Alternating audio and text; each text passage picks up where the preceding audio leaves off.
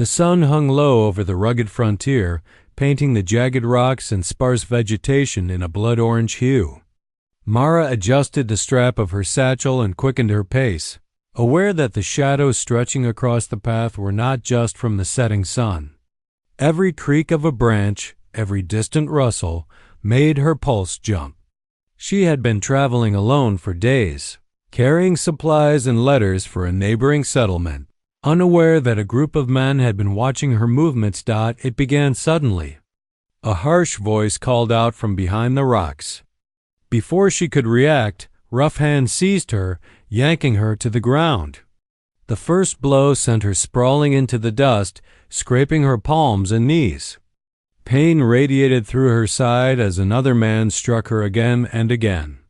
She curled instinctively, trying to shield her face and stomach. The blows were relentless, and the sound of laughter from her attackers only heightened her fear. She tried to scream, but the wind swallowed her cries. Her body ached, bruises forming beneath her skin with every second. She knew that if she didn't act, this would not end well.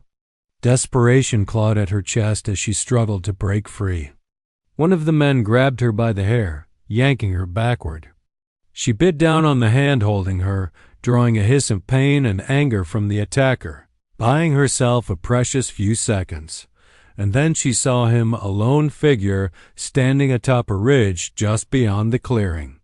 He was tall and broad-shouldered, his posture steady, unyielding, like the ancient trees surrounding the path. His dark eyes were fixed on the scene, calculating, calm. For a moment, she didn't know whether he was friend or foe. But something in the way he moved, deliberate and silent, gave her a sliver of hope. Before she could process it, the man leapt down, landing with the grace of someone used to moving through untamed wilderness. He pulled a knife from his belt, his movements fluid and precise. He struck with swift efficiency, forcing her attackers back. Mara, disoriented and trembling, could barely comprehend the sudden change. The bandits, realizing they faced a skilled opponent, hesitated, fear flickering in their eyes for the first time. He didn't speak, he didn't need to. Each strike was calculated, each motion controlled. In a matter of moments, the attackers fled, stumbling over rocks and roots as they vanished into the shadows of the forest. Silence returned, heavy and suffocating, broken only by Mara's shallow breaths. The man finally turned to her. His face was strong, scarred perhaps by years in the wilderness, but his eyes held an unexpected softness. He offered a hand, not with arrogance or pity, but with the unspoken promise of protection. Mara hesitated, the taste of blood and fear still sharp on her tongue. Could she trust him? Should she? Every instinct screamed caution, yet every fiber of her body recognized that without him, survival was unlikely. Her fingers closed around his hand, weak but resolute. She allowed herself to be lifted, feeling the strength and certainty radiating from him. For the first time in what felt like hours, she dared to breathe. Somewhere in the distance, the sun dipped below the horizon, casting the forest in twilight, and with it, the first sense of hope she had felt since the attack began. She didn't know his name, and he didn't offer it. All she knew was that in this moment, in this fragile, trembling moment, he was her only chance. And perhaps, she thought with a shiver, the only one who could stand between her and the danger that still lingered in the dark. Mara leaned against a rough-hewn tree, her body still trembling from the attack. Every nerve screamed for rest, yet the thought of moving even a few steps alone filled her with dread. The forest around her was quiet, but the silence was heavy, almost suffocating. She cast her eyes toward the ridge where the man had appeared, half expecting him to vanish like a shadow in the fading light. Instead, he stood there, motionless, like a sentinel carved from the wilderness itself.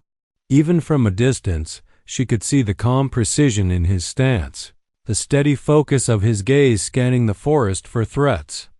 Something about him was both reassuring and unnerving, like meeting a force of nature. that could not be tamed or ignored. Her curiosity mingled with suspicion. Who was he? Why had he chosen to intervene? Mara had been raised to trust few, and yet instinct told her this man was unlike anyone she had ever met. His clothing was practical, stitched from hides and fabrics suited for life in the wild, and his movements were deliberate, economical, as if each step had been honed over years of living off the land. As she watched, he crouched slightly, lowering his body to the earth. A sharp glint in the fading sunlight revealed a knife at his side, and in his other hand he held a small bundle of sticks and stones, tools for survival or perhaps defense. Mara realized he was not just observing, he was calculating, preparing for what might come next. Her heart pounded. She had been left alone once and nearly paid with her life. Could she risk approaching him? Could she even move without inviting danger? The answer came in the soft snap of a twig behind her. She froze, her breath catching in her throat. The attackers? Another predator? Her body tensed for flight, but the man on the ridge shifted, moving with quiet authority down the slope toward her. He stopped a few feet away, neither too close nor too distant. The space between them was charged with unspoken questions. Mara searched his face for clues, but his expression was unreadable: strong jaw, alert eyes, and the faint shadow of scars that hinted at survival through countless battles. He didn't speak, yet somehow she understood that he was offering her a lifeline, a chance to survive the night and whatever lay beyond it. The forest seemed to hold its breath. Every animal, every rustling leaf, every distant howl felt magnified in the tense air. Mara realized that danger was not gone, it was merely lurking, waiting. And yet, in that same moment, she felt a flicker of hope. This stranger, this Apache who had appeared like a ghost from the mountains, was perhaps the only person who could guide her through the peril that surrounded them. Slowly, almost hesitantly, she stepped forward, eyes never leaving his. He made no sudden movements, simply mirrored her approach with calm patience. As she drew closer, she noticed the subtle details, the way his hands were scarred, the way his boots bore the dust of countless miles, and the quiet confidence in every line of his stance. He was a man shaped by the land itself, unyielding yet measured, fierce yet controlled. Finally, he spoke a low, measured tone, almost a whisper, yet commanding in its presence. "You should not be here alone," he said. There was no accusation, no condescension, only a simple truth. Mara nodded, unable to find words. Realizing that she could no longer pretend that her survival was her own to control, something unspoken passed between them in that twilight forest. A pact formed silently. She would follow him, and he would protect her. Not out of duty, but out of something deeper, something instinctual and necessary in the wild. As the sun dipped below the horizon, shadows lengthening across the forest floor, Mara felt the weight of both fear and hope settle over her. She had been found, and perhaps, just perhaps, she had found an ally in the most unlikely of places. Night had settled over the frontier, draping the forest in a cloak of shadows. Mara's muscles still throbbed from the earlier attack, and her hands trembled from adrenaline and fear.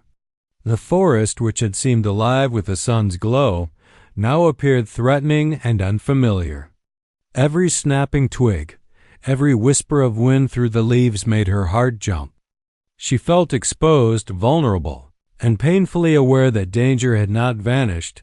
It had only retreated. The man, the Apache, walked silently beside her, a steady presence in the oppressive darkness. He carried no torch, no signal of light.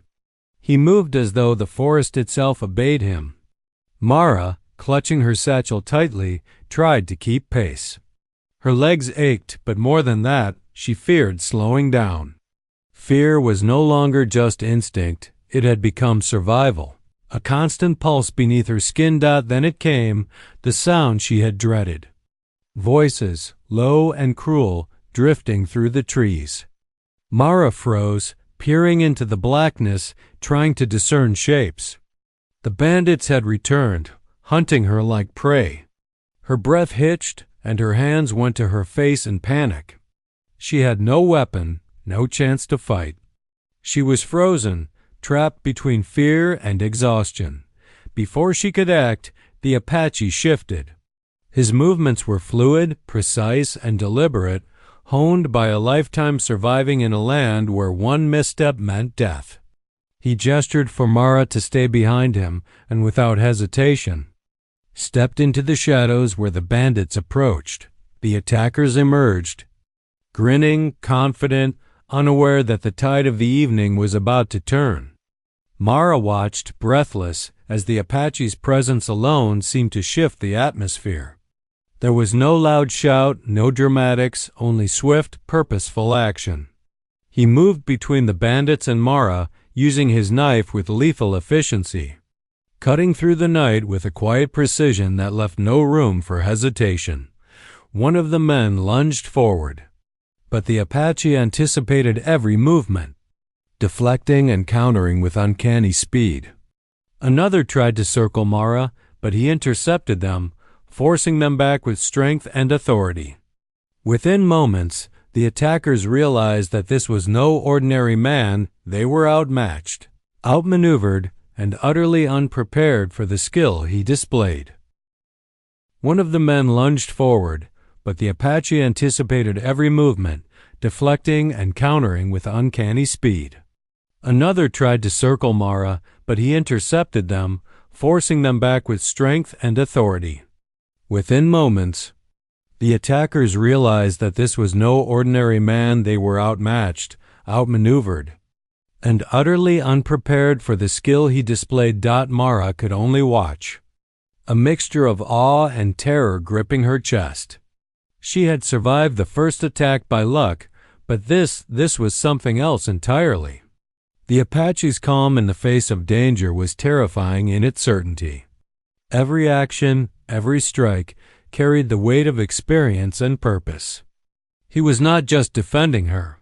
He was orchestrating their survival. Finally, the bandits, battered and shaken, retreated into the darkness from which they had come. Their laughter had vanished, replaced by the echo of fear. The forest returned to a tense silence, broken only by the Apache's measured breathing and Mara's ragged inhalations. He turned to her, his expression unreadable in the dim light. There was no triumph, no boast, only quiet control. "You must move quickly," he said, voice low and deliberate. "They may return." Mara nodded, words failing her. She had seen enough to know that this man's skills were her only chance at survival. For the first time since the attack, she allowed herself a fleeting moment of relief.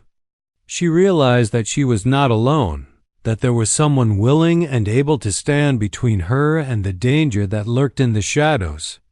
And in that realization, a fragile thread of trust began to form. Mara followed him without hesitation, her body trembling but her mind sharpened. She did not know his name, and he had not offered it. But she understood, deep in her bones, that he would be her protector in the nights to come. And as the forest swallowed them both in shadow, she clung to that truth, fragile and precious. Like a flame in the wind, the forest grew darker with each step, the moonlight filtering through thick branches and pale slivers. Mara's legs ached, every bruise from the earlier attack a reminder of her vulnerability. She stumbled occasionally, and the Apache, always silently at her side, would steady her with a strong hand on her elbow. She flinched at his touch at first, wary, but gradually realized it was not meant to dominate or intimidate. It was guidance, careful and deliberate. For hours they moved through the wilderness, following narrow paths and hidden trails that Mara would never have discovered on her own. Every so often, the Apache would pause, crouching low to inspect the ground or listening intently to sounds imperceptible to her. She watched, fascinated despite herself, as he read the forest like a book, every leaf, every shadow, every subtle movement telling a story she could barely comprehend. Yet even as his skill impressed her, Mara's mistrust lingered. Who was he really? Why had he intervened? Could she truly rely on him? The question circled in her mind, mixing with exhaustion and fear.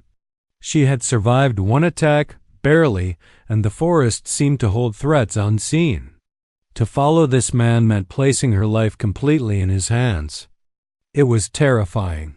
They paused near a small creek to drink and rest. Mara knelt by the water, cupping it in her hands, and looked at the Apache. He drank deliberately, scanning the forest as if it could speak to him. Finally, he spoke. "You cannot survive out here alone," he said. The words were simple, but there was no harshness in his tone, no judgment. Just truth. Mara wanted to protest, to insist she could manage. But deep down, she knew he was right. Every instinct she had, sharpened by fear, whispered that the wilderness would not forgive mistakes. She had already seen what happened when danger found her unprepared. Reluctantly, she nodded, a small surrender to necessity. Then, "I'll follow," she whispered, her voice barely carrying over the gentle rush of the creek. The Apache gave a subtle nod. And for the first time, Mara noticed something else in his gaze. Not just vigilance, but calculation, strategy, even faint curiosity. He did not speak again, but his silence was a kind of communication. He was setting the rules of their alliance, quiet, careful, and unspoken. She would follow. He would lead. And both would survive or fail together. As they moved onward, the tension between them was palpable. Mara felt exposed, not just to the dangers of the forest, but to the presence of this man whose skills and intentions were only partially revealed. Yet she also began to notice small gestures of care, a hand steadying her as she crossed a slippery stone, a guiding voice in the dark, a protective movement when shadows shifted. Trust was still fragile, but it had begun to take root. The forest night pressed on, and Mara's fear ebbed and flowed like the creek beside them. She understood now that survival was not just about strength, but about trust, timing, and instinct. And while she would never admit it aloud, the Apache had already become more than just a rescuer. He was her shield. And perhaps, if circumstances allowed, her guide through this wild and dangerous land. Hours later, as the first hints of dawn brushed the horizon in muted gold, Mara realized that the uneasy alliance had begun to feel less like obligation and more like necessity. The Apache did not ask for gratitude, and she did not offer it. Words were not yet needed. What mattered was presence, skill, and the unspoken promise that together they could face what lurked beyond the forest shadows. In the fragile light of dawn, Mara took a deep breath. The path ahead was uncertain, fraught with danger, but for the first time she felt the faintest glimmer of hope. She was not alone. And for now, that was enough. The morning mist clung to the forest like a silvery veil, muffling sound and blurring the outlines of trees and rocks. Mara and the Apache moved cautiously, each step deliberate. The previous night's events had forged a fragile bond between them, but the dangers of the frontier were far from over. Mara's body ached, her bruises still tender. Yet the forest demanded vigilance, and she forced herself to keep pace. The Apache led her along hidden trails, paths only someone intimately familiar with the land could know. He moved as though the wilderness were an extension of himself, stepping lightly over rocks, sliding silently across loose soil, listening to the whisper of wind in the trees. Mara struggled to follow, stumbling over roots and uneven ground, yet he never scolded or rushed her. Instead, he extended a steadying hand when she faltered, his patience almost unnatural in its quiet confidence. As they traveled, Mara began to notice the rhythm of the Apache's movements, the way he would pause to study animal tracks, identify edible plants, or sense changes in the weather. Every action revealed not only skill but a deep understanding of the land, a connection she had never known. She had always lived within boundaries, roads, and fences, but here, in the wild, the rules were different. Life and death depended on awareness, instinct, and courage. Hours passed, and the forest seemed endless.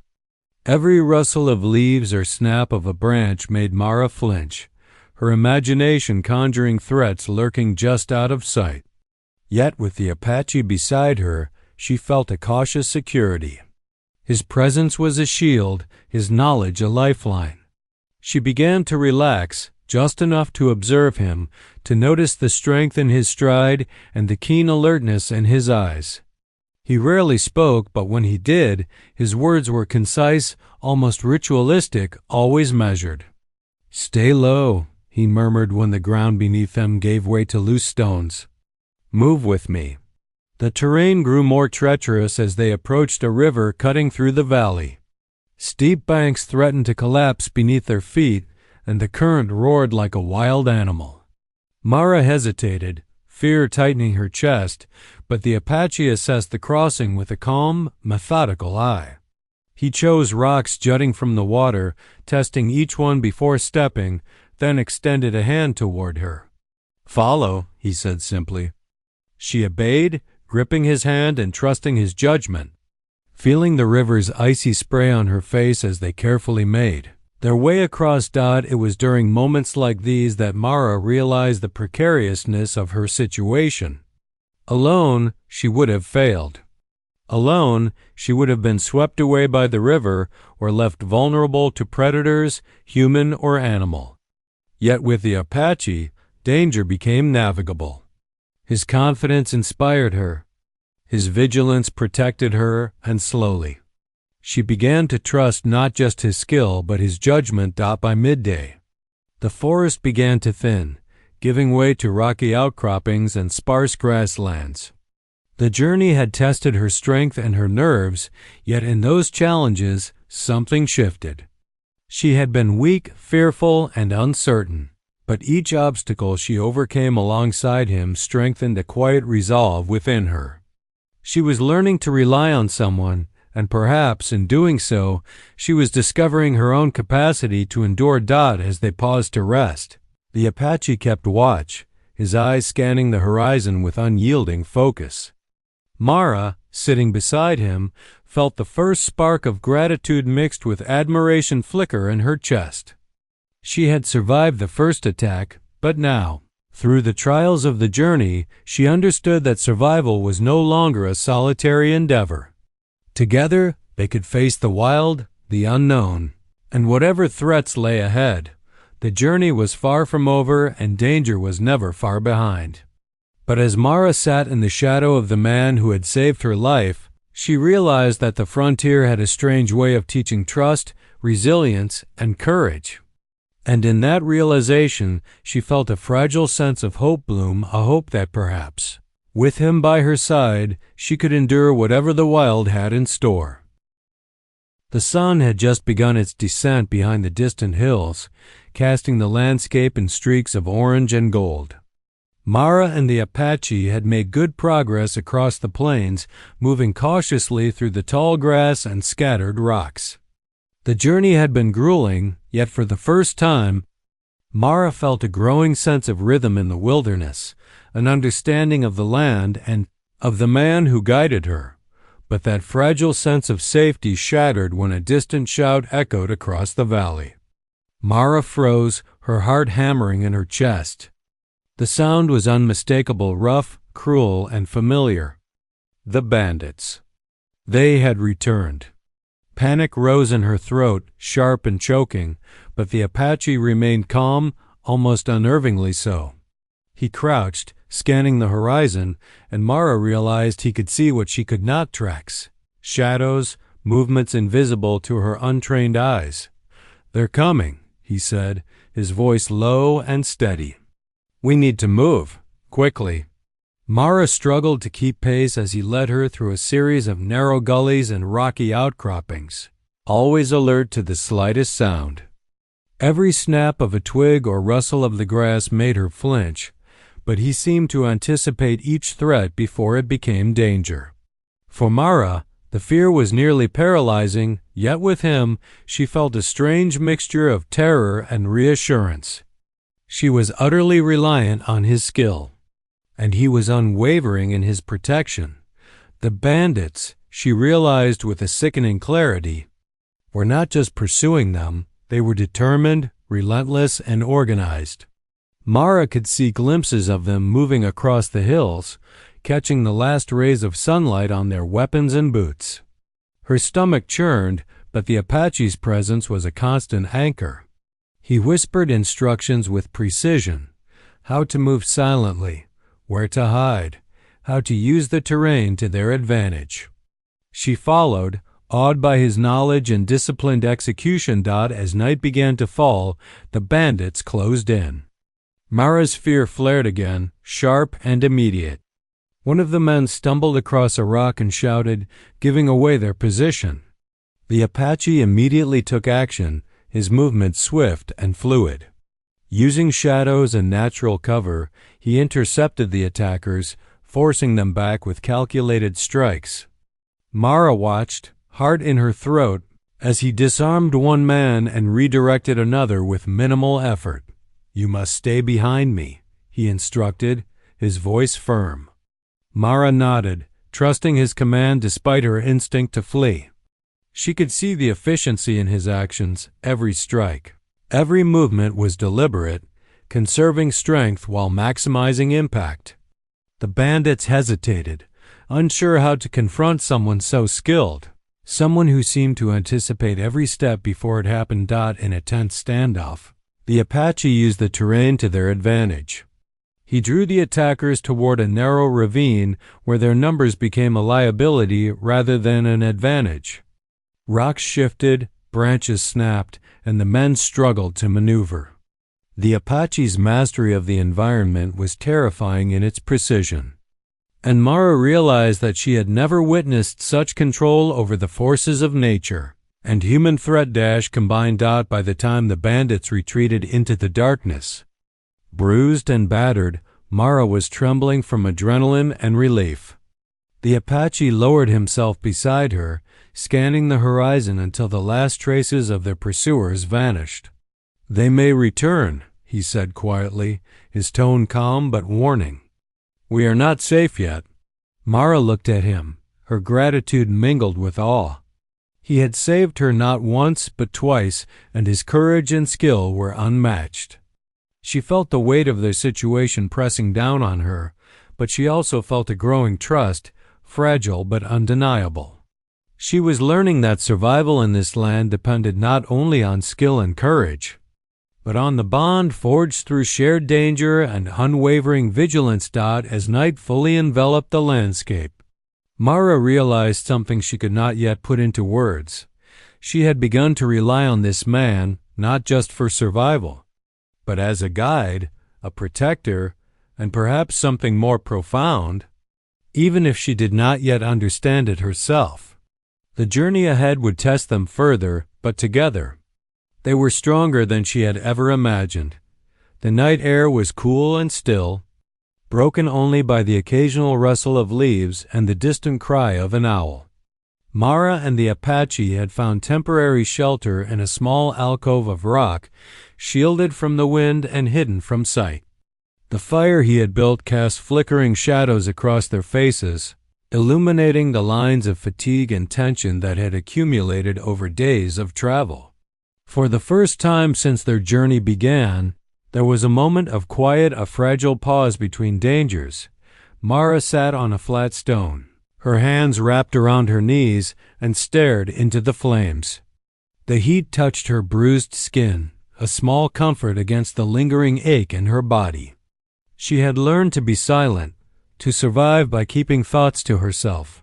Yet now, with the Apache beside her, silent but watchful, she felt a subtle pressure to speak, to let him see beyond the layers of fear and exhaustion. I shouldn't have been alone," she began, her voice barely above a whisper. She paused, hesitating, but the calm steadiness of his gaze urged her forward. "I was delivering supplies. Letters I thought I could manage. I didn't expect anyone to find me or to attack me." Her words trembled with emotion, the vulnerability she had hidden for so long breaking through. "I've made mistakes. I shouldn't have trusted the wrong people. I shouldn't have been so careless." The Apache listened, his expression unreadable but attentive. He made no judgment, no comment, only a slow nod that encouraged her to continue.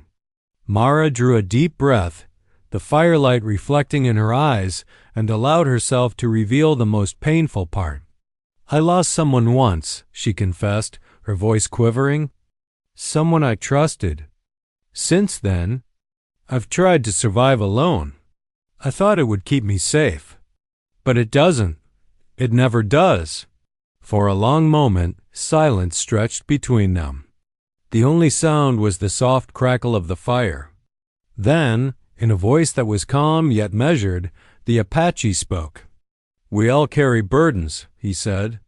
"Things we cannot change, people we cannot save. I have lost much as well."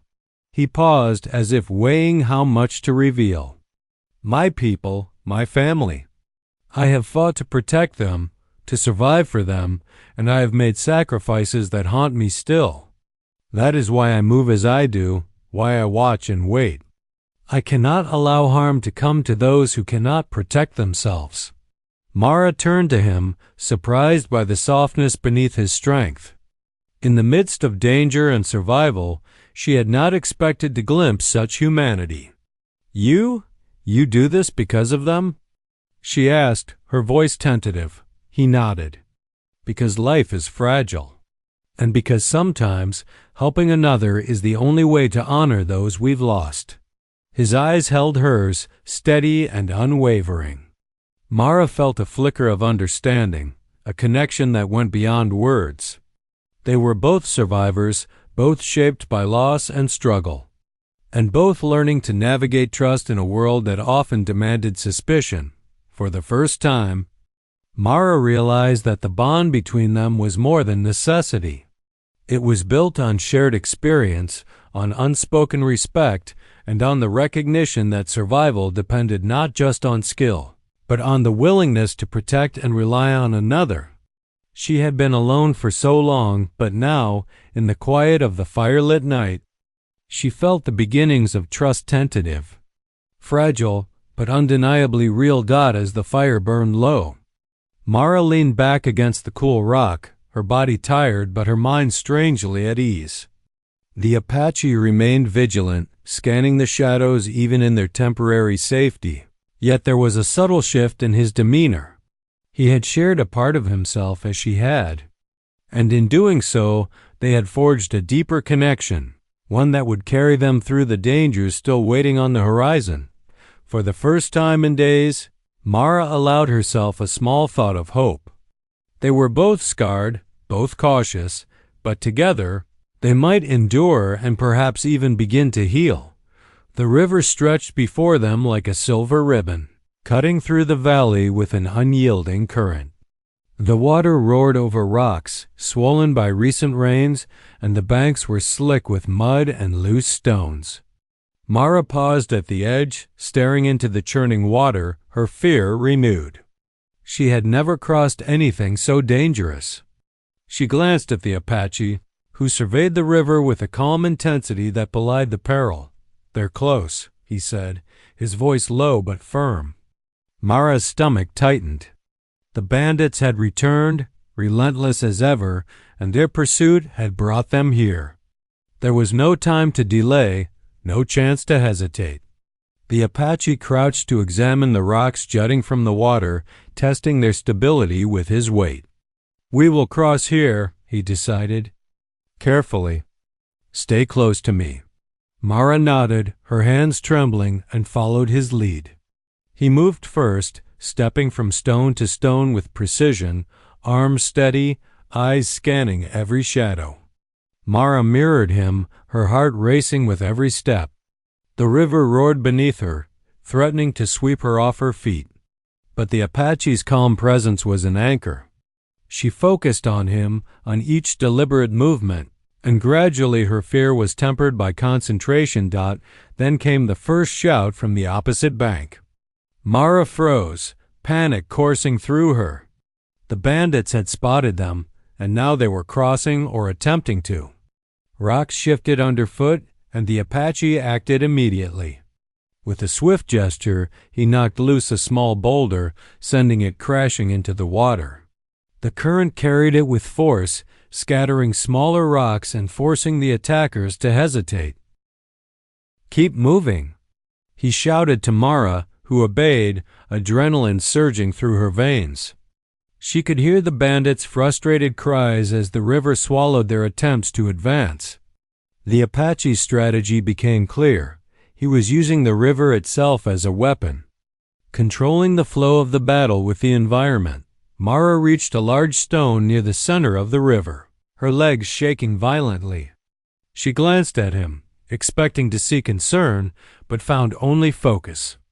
With a deep breath, she stepped forward, placing her trust entirely in his guidance. He reached out a hand, steadying her as she crossed the final stretch. Together, they reached the opposite bank, breathless but intact. The bandits, enraged and disoriented, regrouped on the far side, but the Apache had anticipated their next move. Using the rocky terrain to his advantage, he launched a series of precise, controlled attacks, rolling boulders, snapping branches, and guiding Mara behind cover. Every movement was calculated, turning the river crossing into a deadly trap for their pursuers. Mara realized she was no longer a passive observer. She had learned to anticipate his cues, moving in sync with him, and even contributing small but crucial actions to their defense. By the time the last of the bandits retreated, soaked and defeated, the river lay between them, its current calm again in the fading light. Mara collapsed onto the bank, exhausted, bruised, and soaked, but alive. The Apache knelt beside her, checking for injuries with practiced efficiency. "We are not yet safe," he said quietly, though there was a faint undertone of relief in his voice. "But we've survived this moment." Mara looked at him, her admiration growing with each ordeal they faced together. He had not just saved her life, he had taught her, through action and example, how to survive, how to trust, and how to navigate danger. For the first time, she felt a deeper respect, not only for his skill but for his courage and resourcefulness. As the sun dipped below the horizon, painting the river and sky in hues of crimson and gold, Mara realized that this confrontation had changed something between them. They were no longer simply survivor and protector. They were partners in a battle for survival, bound by trust, necessity, and the shared understanding of danger. The crossing had been a trial, but they had passed it together, stronger for the challenge and closer for having faced it side by side. The night had fallen fully, thick and heavy, wrapping the valley in shadows. Mara and the Apache had been moving steadily since the river crossing, but the eerie silence of the forest gave Mara little comfort. She sensed, rather than saw, the presence of the bandits still pursuing them, their persistence unrelenting. Every sound, the snap of a branch, the rustle of leaves made her heart leap. Suddenly, a sharp cry rang out, followed by the unmistakable sound of hooves pounding against earth. The bandits had caught up, and this time they came in force, determined to end the chase. Mara froze, her fear rising to a fever pitch. The Apache glanced back, his eyes hard and determined. "Stay close," he commanded. "No matter what happens, stay behind me." Before she could respond, arrows whistled through the air, striking near her feet. Mara ducked instinctively, the world narrowing to the man before her, the man who had saved her life countless times already. He moved like a shadow, intercepting the arrows with precise motions, deflecting them with a shield of skill honed by countless battles.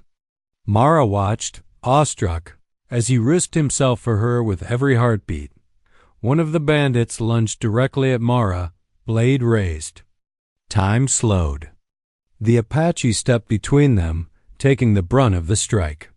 Pain shot through his side, and he staggered, but he did not fall. With a swift counter, he disarmed the man and sent him sprawling to the ground. Mara's pulse raced. She wanted to act, but fear froze her. She was not just observing a battle, she was witnessing someone willing to sacrifice everything for her survival. "You can help," the Apache called, his voice strained but commanding. Mara realized he needed her now, not just as a follower but as a partner. She gripped a fallen branch, her hand shaking, and joined him. Together, they pushed the attackers back, using the terrain to their advantage. Mara's first attempts were clumsy, but under his guidance, she began to anticipate movements, to block, to strike, to survive. The battle reached its peak at a narrow gorge. The Apache used the choke point strategically, forcing the bandits to come at them one at a time. Mara noticed his controlled movements, his awareness of every detail from loose stones underfoot to the angle of the attacker's weapons. Each time one of the bandits lunged, he took the risk, shielding her, taking the blows meant for her, his own body becoming a living barrier. Finally, through a combination of skill, strategy, and sheer determination, the last of the bandits fell back, exhausted and defeated. Mara, breathless and bruised, looked at the Apache, who was leaning heavily against a rock, blood staining his side. Pain flickered across his face, but there was also relief, a quiet satisfaction in their victory. Mara stepped forward, hands trembling, and placed hers on his arm. "You risked everything for me," she whispered, voice choked with emotion. He gave her a faint nod, a small smile breaking through the pain. "We survived." "Together," he said. The weight of those words hung in the night air, carrying not only relief but the bond forged through shared danger and mutual reliance. For the first time, Mara understood fully the depth of his courage, not just the physical skill, but the willingness to sacrifice himself without hesitation for another. And in that realization, she found her own strength. She had helped, she had acted, and she had faced fear head-on. Together, they had emerged victorious. Scarred but unbroken as the forest settled into an uneasy calm, Mara and the Apache sat side by side, exhausted but alive. The battle had ended, yet the journey ahead remained uncertain. Still, in that night of sacrifice and triumph, something profound had been cemented between them: trust, respect, and the knowledge that together they could endure anything the wild or the world threw their way. The first rays of dawn broke over the horizon, painting the valley in soft hues of pink and gold. Mara sat on a smooth boulder, her body sore and bruised but alive, her spirit lighter than it had been in days.